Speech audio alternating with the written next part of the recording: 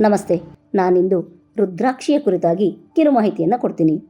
ರುದ್ರಾಕ್ಷಿಯು ಜ್ಞಾನದ ಸಂಕೇತ ಹಾಗೂ ವಿಮೋಚನೆಗಾಗಿ ಯೋಗಿಗಳು ಮತ್ತು ಋಷಿಮುನಿಗಳು ಧರಿಸುವ ದೈವಿಕ ಶಕ್ತಿಯ ಮಣಿ.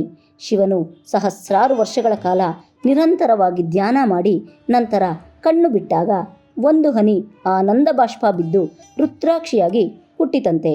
ರುದ್ರನ ನಯನದಿಂದಾದ ಮರಕ್ಕೆ ರುದ್ರಾಕ್ಷಿ ಎಂದು ಹೆಸರಾಯಿತು. ರುದ್ರಾಕ್ಷಿಯು ಏಕಮುಖದಿಂದ 21 ಮುಖದ ರುದ್ರಾಕ್ಷಿಯವರೆಗೂ ಇದೆ. ಒಂದೊಂದು ರುದ್ರಾಕ್ಷಿಗೂ ಒಂದೊಂದು ಮಹತ್ವವಿದೆ.